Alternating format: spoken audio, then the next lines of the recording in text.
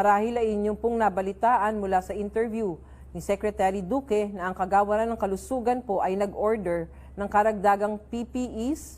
Ito po ay didiretso sa Office of Civil Defense na siyang tutulong sa pamamahagi sa ating COVID-19 referral hospitals at sa ibang rehiyon.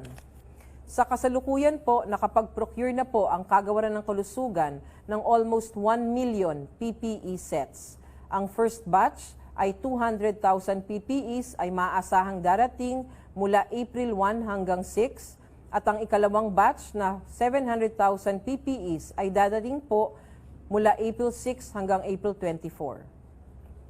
Tuloy-tuloy pa din ang ating pamamahagi ng PPEs at supplies sa iba't ibang ospital at lalawigan na nangangailangan po ng mga ito.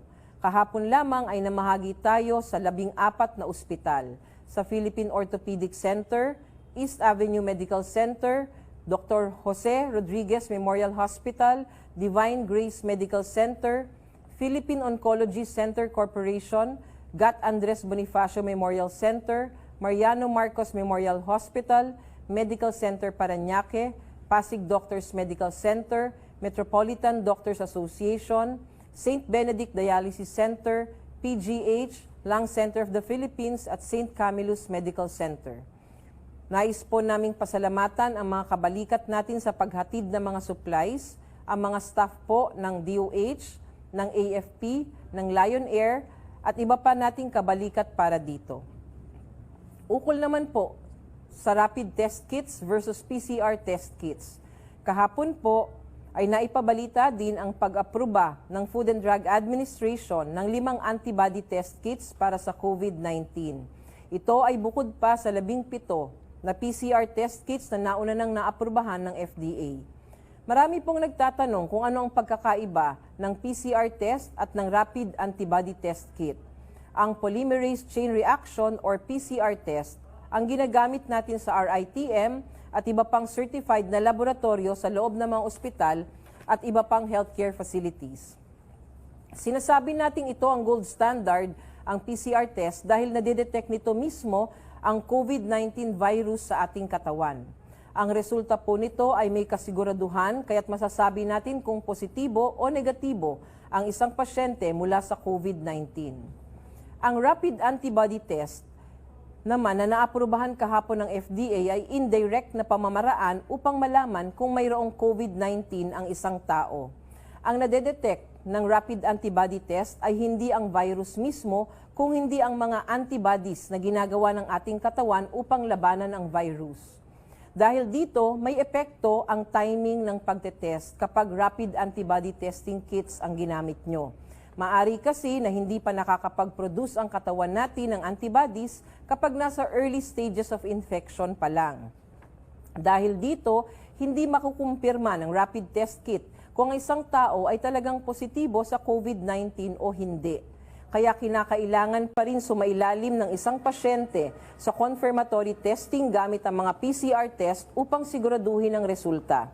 Ito ang dahilan kung bakit ang PCR test results ang nananatiling basehan upang malaman ang bilang ng mga kaso na positibo o negatibo dito sa ating bansa. Gusto rin po nating ipaalam na ang mga rapid test kits na ito ay hindi binebenta sa publiko. Tanging mga ospital at healthcare workers lamang ang maaring mag-administer nito. Kung kaya't huwag po tayong basta magtitiwala sa mga hindi authorized na mag-aalok ng rapid test kits. Maglalabas po ang DOH ng guidelines o patnubay sa wastong paggamit nito. Kahapon lamang po ay na-monitor natin na marami na pong nagbebenta nito mga rapid test kits sa online selling po. Sana po ay wag po kayong bibili ng ganito sa online at ipapagawa kung kani-kanino lang. Ito po pa rin ay gagamitin sa loob ng ospital with the guidance of a doctor.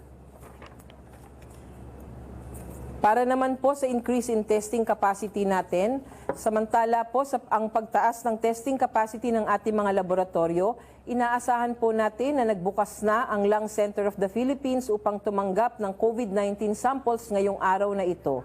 Dahil dito, maasahan na naman po natin na tataas ang daily testing capacity ng laboratorio sa mga susunod na araw kapag nag-validate na ng RITM ang mga resulta po ng Lung Center of the Philippines.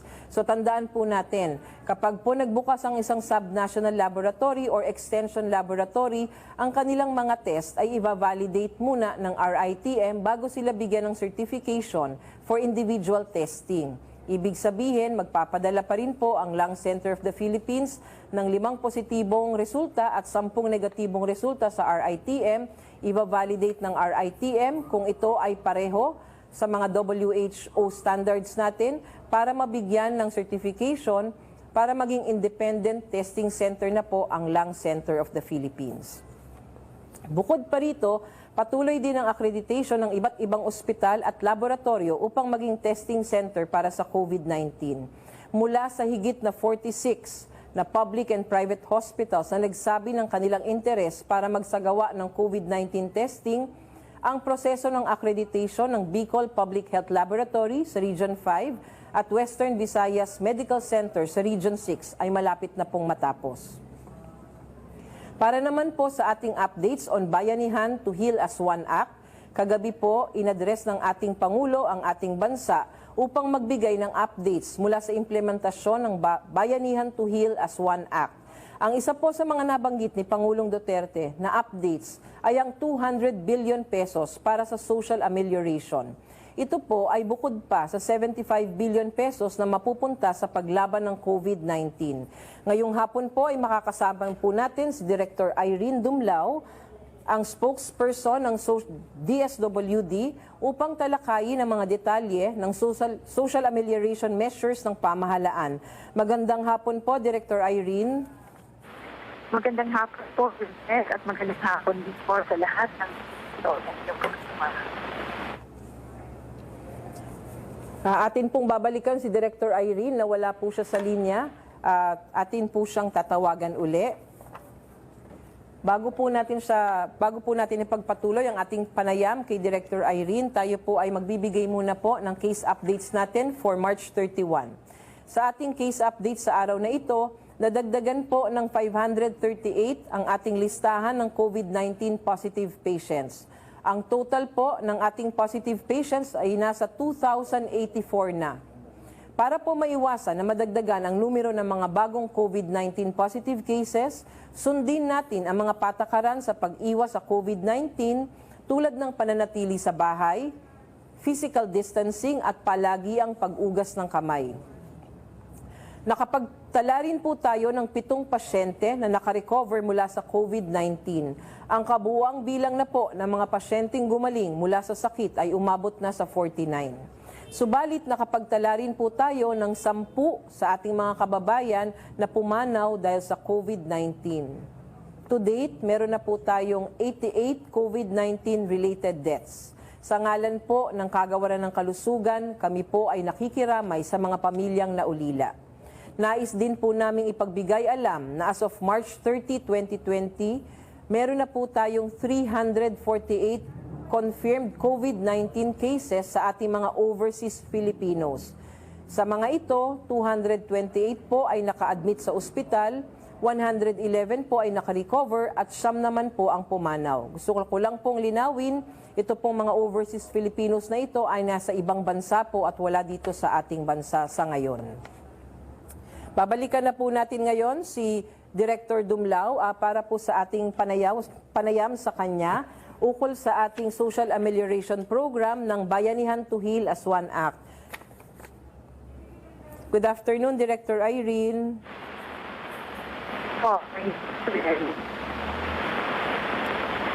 Director Irene.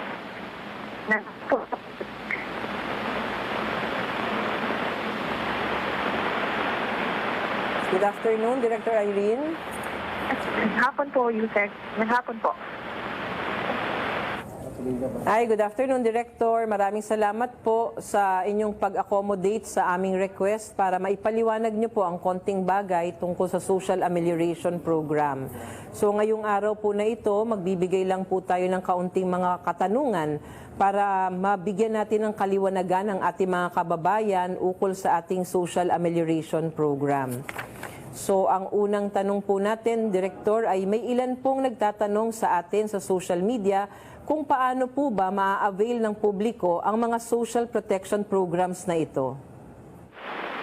Okay po, Yusek. Ang ating pong social amelioration program ay ito po yung mga programa at servisyo na pinapatupad po ng mga national government agencies sa pamumuno rin po ng DSWD upang maibsan po ang panlipunan at pang-ekonomiyang epekto sa pangkalusugang krisis dulot ng COVID-19 at matiyak po na ang mga pangunahing pangangailangan ng ating mga kababayan na apektado ay maibigay po ng pamahalaan. Ang emergency subsidy program po natin, ito po yung ayuda o dagdag na tulong na ibibigay po natin sa kababayan ay ibibigay po natin sa pamamagitan ng cash grant or in-kind na nagkakahalaga ng 5,000 piso hanggang 8,000 piso. Depende ito sa subsidy amount kada region na binase po natin yung wage rate ng bawat region. Ibabahagi po natin ito sa loob ng 2 buwan para po matutunan ang pangunahing pangangailangan ng isang pamilya tulad po ng pagkain, gamot at iba pa. Ang DSWD po ay makikipagtulungan sa lokal na pamahalaan sa ating mga local government units para sa implementasyon ng social amelioration program. Tayo po ay nakikipag-ugnayan na sa kasalukuyan sa mga local government units at tayo po ay nag-umpisa ng mamahagi ng social amelioration card forms sa kanilang mga lokalidad. Ginagawa po natin sa pamamagitan ng pagbibigay sa bawat kabahayan or house-to-house basis. Ang social amelioration card po ay i-accomplish ng puno ng pamilya at ipoprovide po, isusulat nila ang kanilang informasyon. Ito po ay isusunod dito naman po sa ating mga barangay officials at sa lokal na pamahalaan. Ang social amelioration card po ay magiging basihan ng mga local government units at ng DSWD sa pagbibigay ng tulong sa mga naapektuhan. Yusek, i-clarify ko lamang po na dahil tayo po ay nakikipagtulungan sa local government units, sila po ang mag-provide sa atin ng listahan ng target beneficiaries. Yung pong target beneficiaries natin ay magagaling sa 18 million na mga pamilya na napapabilang sa sektor ng mahihirap at yung pong napapabilang sa informal economic sector. So tayo po ay nakikipagtulungan sa LGU para sa pag-identify ng mga target beneficiaries. Okay. Maraming salamat po, Director, dyan po sa inyong kasagutan. I think it was very comprehensive na ipaliwanag ng mabuti at sana po ang ating mga kababayan ay nakikinig. Dahil pinaliwanag po ni Director Dumlao yung kanilang social amelioration program kung saan ang mga benepisyo po o ayuda na binibigay ng gobyerno para sa ating mga kababayan.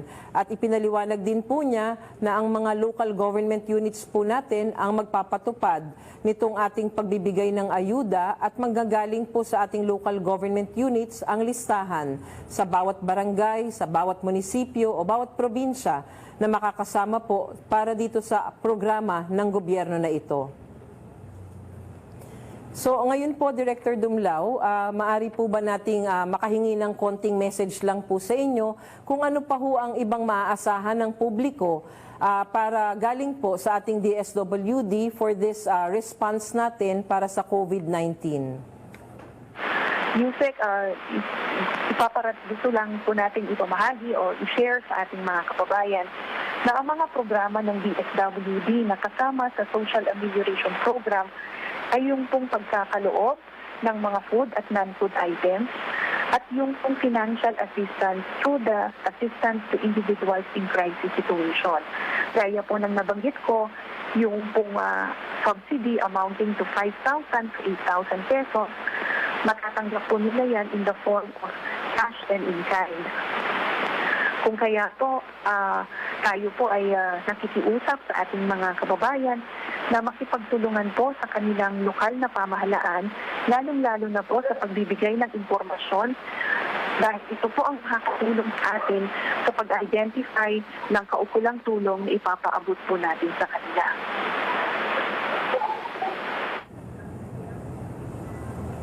Okay, maraming salamat po dyan, Director Irene. Aasahan niyo po ang tulong ng kagawaran ng kalusugan kung sakasakaling kailangan po ang tulong namin para po tayo ay magkaroon ng mas malaki o malawakang pagpapatupad ng ating mga programa. Katulong po natin ang DSWD sa mga programa natin sa social sector kung saan ngayon po meron po tayong focus sa COVID-19 response. Gusto lang ho namin ipakita dito po sa ating kagawaran at sa buong gobyerno. Nagtatrabaho po tayo sama-sama, kabilang ng mga ahensya ng gobyerno para po makapagbigay ng ating mga programa sa ating mga kababayan para po sila ay mabigyan ng ayuda, ng benepisyo during these times na meron tayong issue na ganito ukol sa COVID-19 sa ating bayan.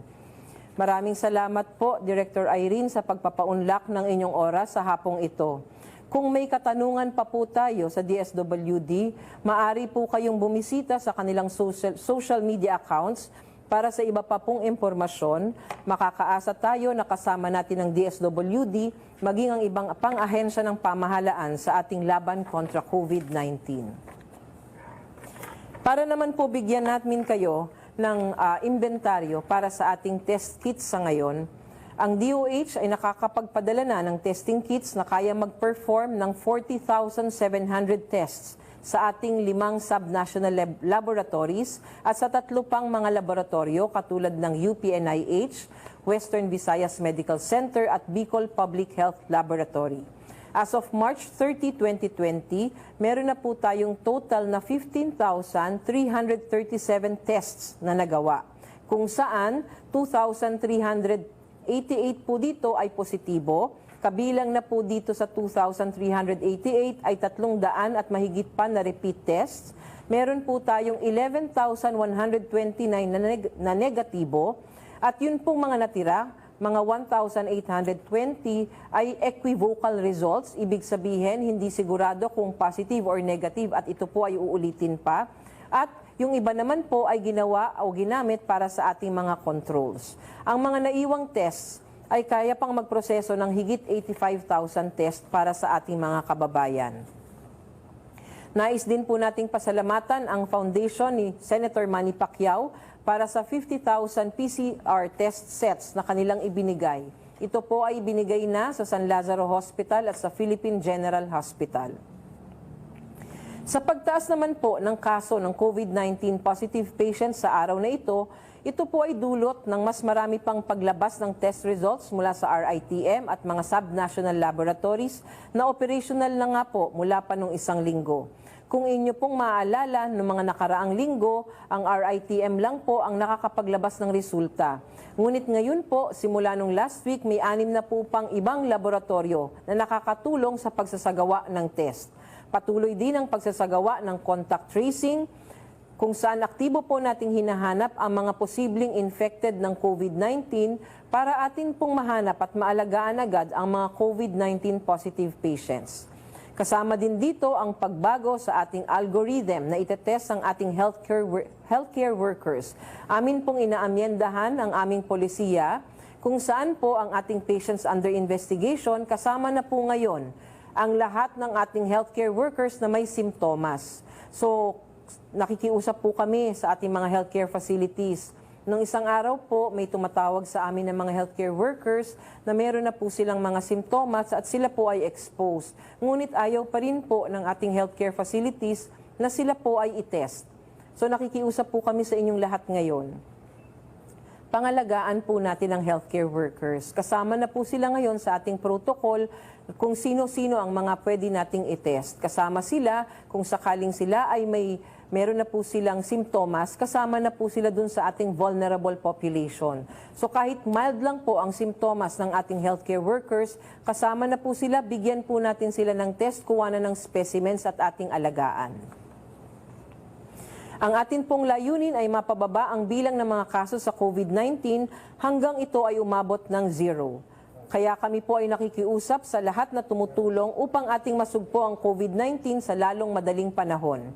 Ang pagsunod sa ating mga alituntunin na hindi paglabas ng bahay, pag-practice ng physical distancing at palagi ang pag-ugas ng kamay ay sapat na pong tulong para sa ating makamit ang layunin ng COVID-19 na maging zero dito sa ating bansa.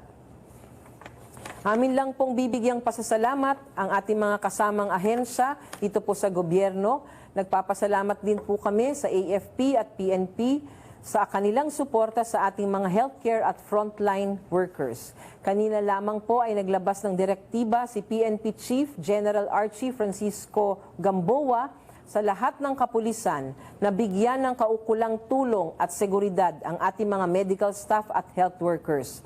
Ito ay bunsod na rin ng mga napababalitang insidente ng karahasan nitong mga nakaraang araw. Ito po ay bukod pa sa binigay na 16 na bus ng ating pamahalaan para magamit ng ating mga healthcare workers sa Metro Manila at karatig na mga lugar sa kanilang pag-uwi at pagpasok sa trabaho. Para naman po sa ating mga kapulisan pa rin at AFP na tumutulong sa ating COVID-19 response, binuksan na nila po ang Kiyangan Billeting Center sa Camp Crame, kung saan pwede na rin pong tumuloy at dito nila inaalagaan ang ating mga uniformed personnel na nagpo-14-day quarantine period.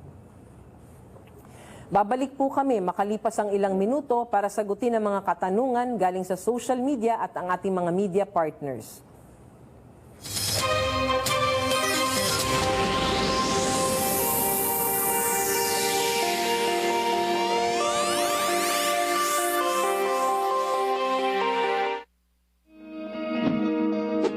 Labanan ng banta ng COVID-19 sa ating bansa, mahalaga ang kooperasyon ng bawat isa. Ang pananatili sa loob ng bahay ay isa sa pinakasimple pero pinaka-epektibong paraan para hindi kumalat ang virus. Kunwari, ikaw ang tuldok na ito. Malusog ka at malakas. Lumabas ka ng bahay. Ang hindi mo alam, may nakasalamuha ka ng may COVID-19. Tandaan, mahirap malaman kung sino ang may virus, pero madali itong maipasa sa iba. Pwedeng naipasa na pala niya ang virus sa iyo nung umubo siya, o bumahin. O baka naman ay nahawa na dahil humawa kayo sa parehong bagay na kontaminado. Ngayon ay mayroon ka na rin COVID-19. Isa ka ng carrier na makakahawa sa iba. Dahil maaaring ilang araw pa bago lumitaw ang sintomas na ubo, sipon, hirap sa paghinga at lagnat. Pwede ring wala kang nararamdamang sintomas, ngunit nakakahawa ka pa rin. Pag-uwi mo sa bahay, maaari mong mahawahan ang iyong pamilya. Kasama na rito ang lolo at lola mo o ang mga magulang mo na may edad. Sila ang may pinakamahina na depensa laban sa virus. Ang mga may sakit sa puso, diabetes, high blood, at iba pang pre-existing conditions, at mga buntis, mahina ang panlaban sa COVID-19. Kapag na-infect ang taong mahina ang immune system, posibleng magkaroon siya ng malalang karamdaman at kailanganing dalhin sa ospital. Sa patuloy na paglabas ng bahay at pagpunta sa pampublikong lugar, tinatayang maaari kang makahawa ng 3 pang tao at sila makakahawa ng mas marami pang iba. 20% ng mga nahawa ay maaaring maospital at dadami ng dadami ito habang mas kumakalat pa ang virus. Bukod sa dumaraming COVID-19 patients, marami pang ibang may sakit ang nasa mga pagamutan. Ang mga pasyenteng malubhang-malubha na ang karamdaman, hindi na maaasikaso. Wala ring lugar para sa mga pasyenteng may ibang karamdaman. Kaya nating iwasan ang patuloy na pagkalat ng COVID-19 kung iisipin natin ang kapakanan ng iba. Kailangan nating isipin at kumilos na parang bitbit na natin ang virus para hindi ito kumalat pa sa iba. Sundin ang social distancing. At hanggat maaari, manatili sa loob ng bahay. Kung talagang kinakailangang lumabas, panatilihin ang 1 metrong layo sa ibang tao. Maging malinis din sa katawan at sa kapaligiran. Parating maghugas ng kamay gamit ang sabon at tubig. At i-disinfect ang mga bagay na madalas hinahawakan. Ang mahalaga, mapabagal natin ang pagkalat ng COVID-19. Para mas kakaunti ang mga kailangang magpa-ospital at mabawasan ang mga Pilipinong magkakasakit. Magiging epektibo lamang ito kung mananatili tayo sa bahay. Sundin ang social distancing. Isang maliit na sakripisyo para sa buhay ng kapwa nating Pilipino. Tulong-tulong tayo. Let's beat COVID-19.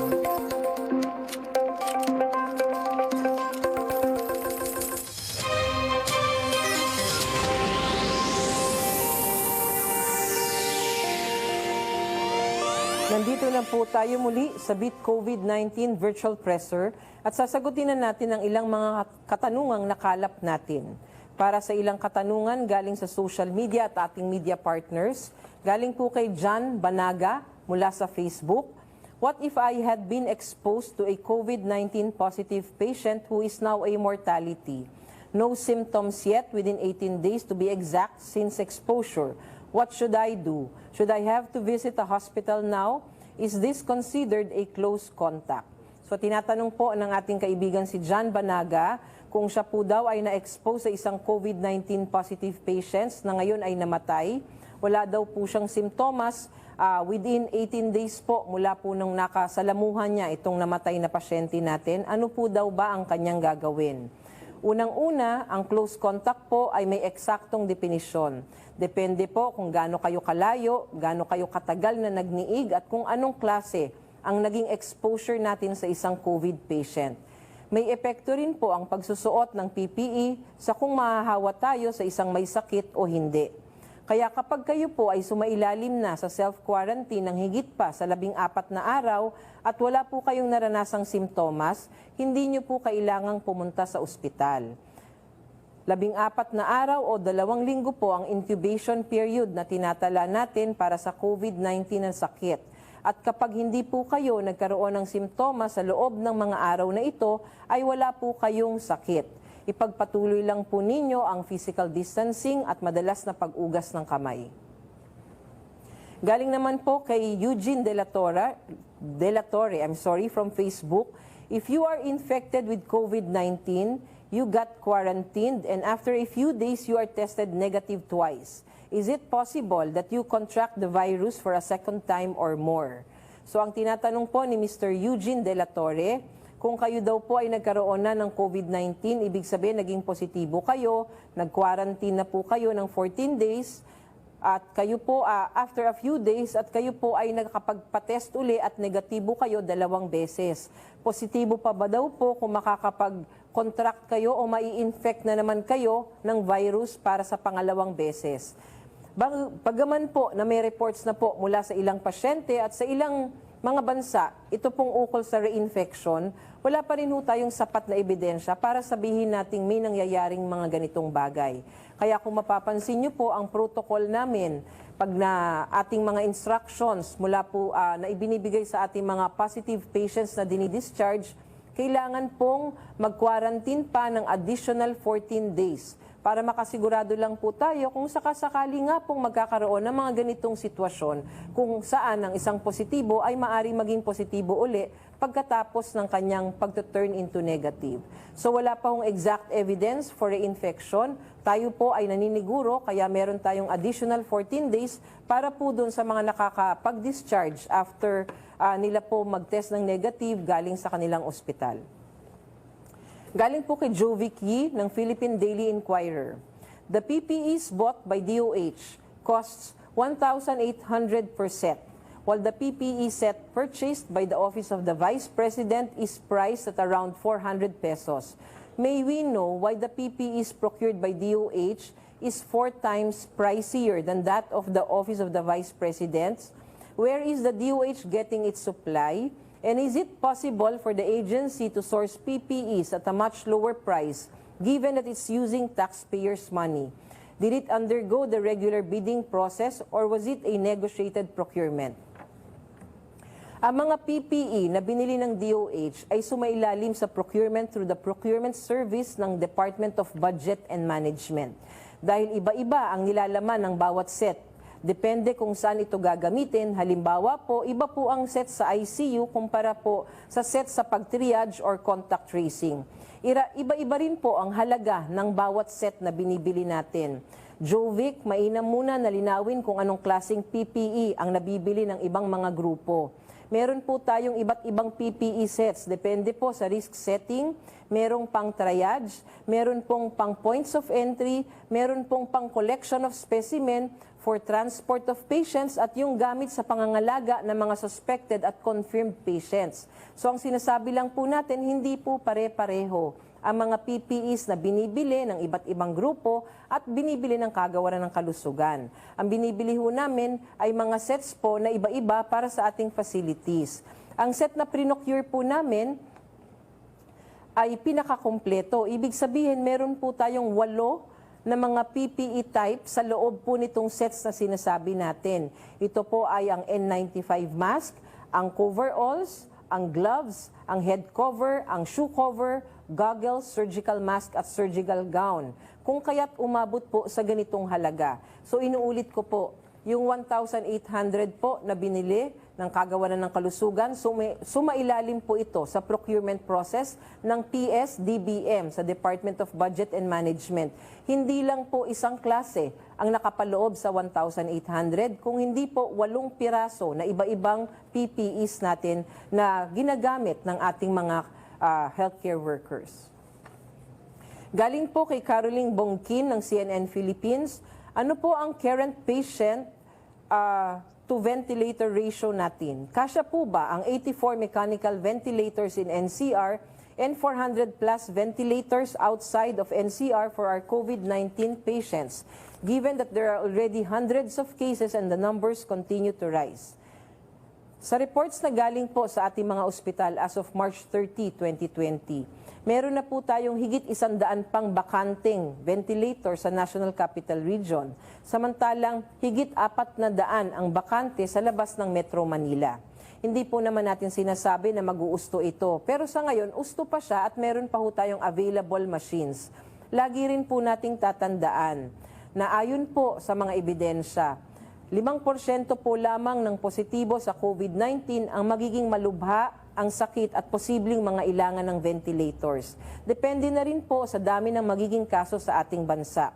Atin pong ginagawa ng paraan at sinisigurado na magiging sapat ang supply ng ventilators para sa lahat ng mga ngailangan nito.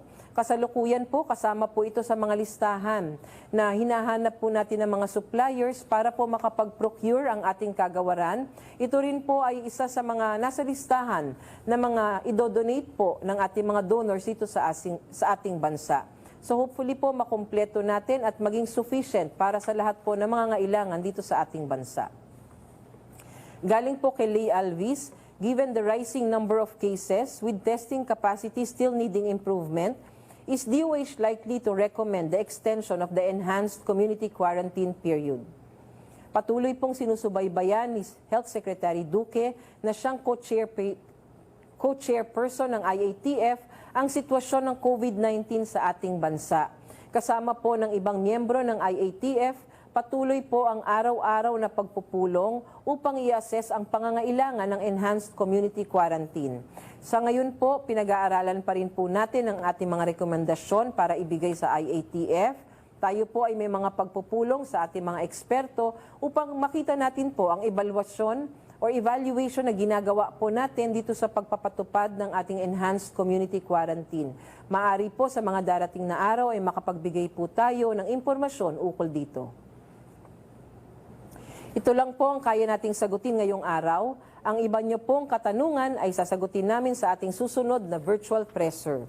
Patuloy po ang ating laban para siguraduhin ang kaligtasan at kalusugan ng bawat Pilipino. Manalig po tayo na sa ating pagtutulungan, atin pong malalagpasan ang sitwasyon na ito. Maging maingat sa pagpapakalat ng impormasyon, ugaliing mag-fact check, tumingin sa verified at legitimate sources at siguraduhin tama ang impormasyon bago i-share. Tandaan, buhay at kaligtasan ang nakasalalay sa bawat click at share natin sa social media. Makakaasa po kayo na magbibigay tayo ng palagiang balita at update sa pamamagitan ng ating social media, Viber community at dito sa Bit COVID-19 Virtual Presser. At salamat po ng madami sa PTV4 dahil sila po ang nagbibigay daan sa atin upang maisagawa natin itong araw-araw nating virtual presser. Bago po tayo magpaalam, gusto ko naman pong batiin ngayon at bigyang pangsin. Bukod sa atin pong mga frontliners, gusto ko pong batiin ang mga pamilya ng ating frontliners na nagtitiis at nagsasakripisyo, natatakot at nag-aalinlangan dahil sa nararanasan ng kanilang mga mahal sa buhay dahil kasama nating lumalaban sa COVID-19. Para po sa mga tatay, para po sa mga nanay, sa mga anak, sa mga asawa, lolo at lola ng ating mga frontliners, salamat po. Saludo po kami sa inyong lahat sa suportang binibigay niyo po sa ating laban dito sa COVID-19. Mag-ingat po tayong lahat, tandaan, together we can beat COVID-19. Maraming salamat po.